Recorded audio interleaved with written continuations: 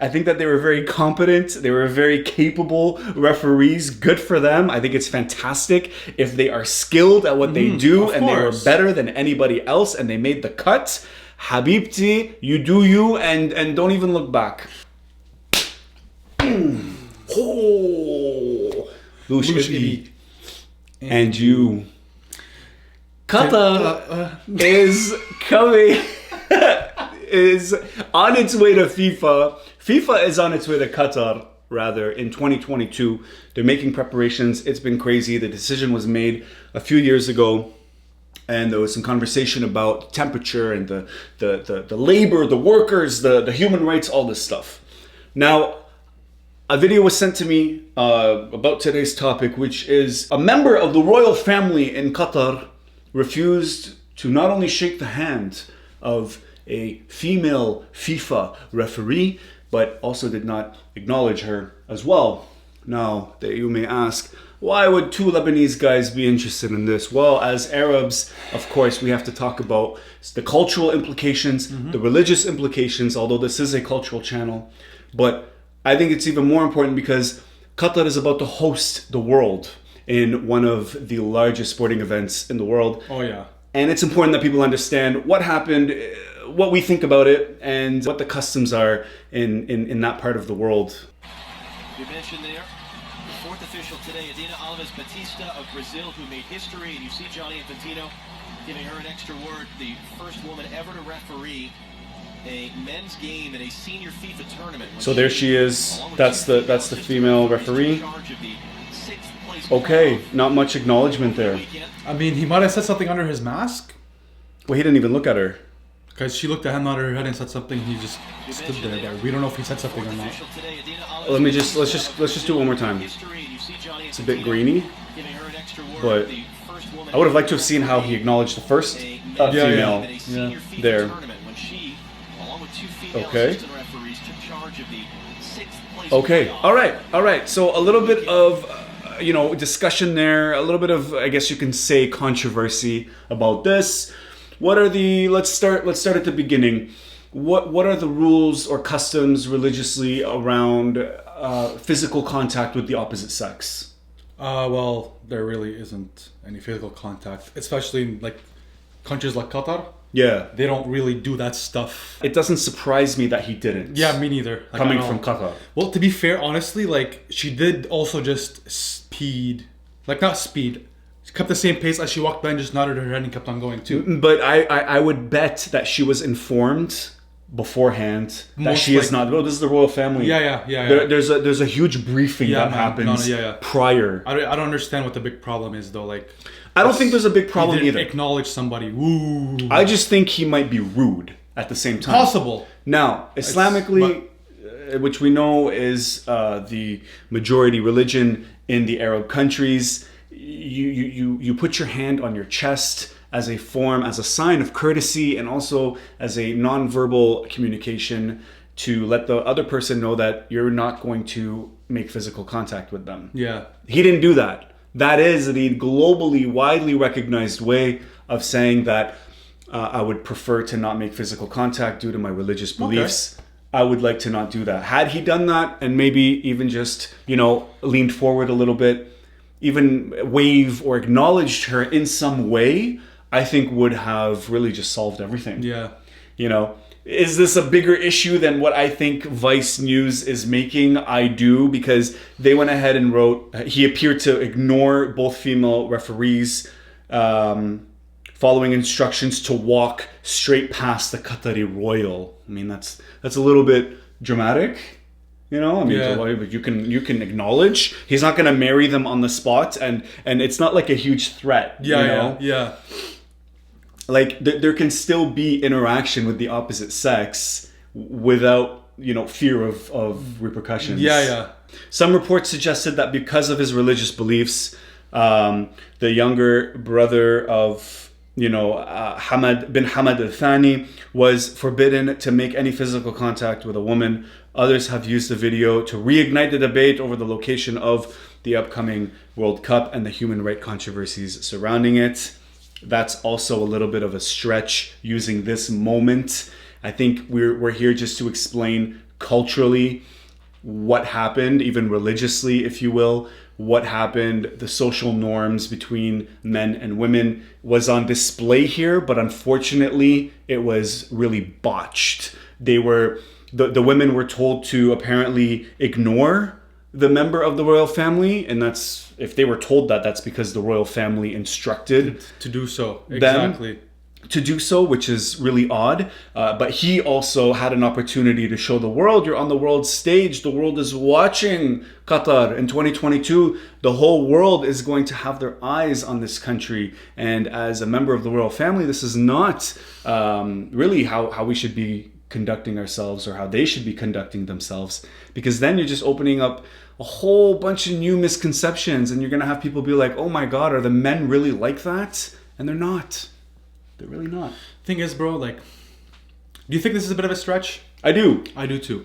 Yeah. You know what's really been But I driving me- also think that it was botched. Sorry. Yeah. Go ahead.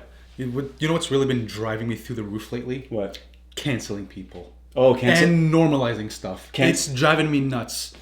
cancel I- culture. I always see it all the time on social media, on my Facebook, my Instagram, and there'll be this one page that'll show something happened, and they'll show this crazy, insane caption, and then it says, "What do you think?" And every single person in the comments is like, "You're being extra." Yeah. Like, it makes no sense. Like, it's just it's too much. He didn't acknowledge somebody. Big deal. Oh my God. Oh no. What are we gonna do? Yeah. Like, I feel that. who cares, bro? Just move on. I mean, at the end of the day, people are looking at it as, I think that they're pulling at strings here.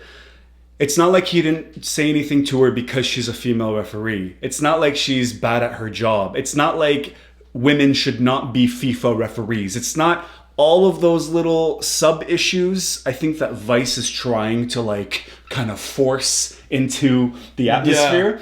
I don't think they're there. I think that they were very competent. They were very capable referees. Good for them. I think it's fantastic if they are skilled at what they do, of and they were course. better than anybody else, and they made the cut.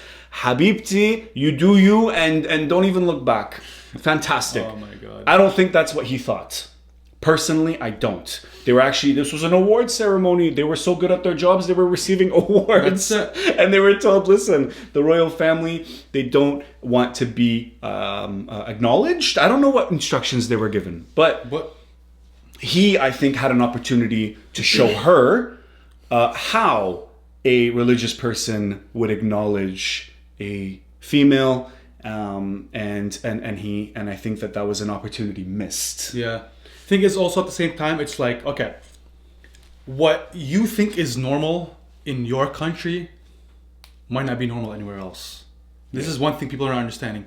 To him, like, this is maybe a normal behavior. Yeah, it isn't to me though. I know it isn't to you either, but like I said, in that country, it is common to not say hello to women or whatever Okay, the whole thing is. fair enough. You know what I mean? Maybe he lowered his gaze. Lowering your gaze is also something that you do where you kind of bring your head down, Yeah. and you don't want to risk being attracted to the woman or have any impure thoughts. We don't know. It was a moment in time. Yeah. Like I said, I wish we saw the girl before the blonde one. There was a brunette. Yeah. I wish we saw that interaction, because they seem to just be focusing on the blonde Oh, her, interaction, sorry, yeah. which he Yeah. ignored. Yeah. Right? And then they're opening it up even more, criticizing the location and the human rights and all this stuff. And then it's Like, like, that's a bit, that's a stretch and a half, man. Like, come on. Like, Yeah, okay, it's even like, more. just because he didn't acknowledge a referee, I don't care about the gender. Just because he didn't acknowledge a referee, we're gonna go ahead and Yeah. let's debate if we should relocate the FIFA 2020. my friends, listen up real quick. FIFA is one of the most corrupt organizations in the world.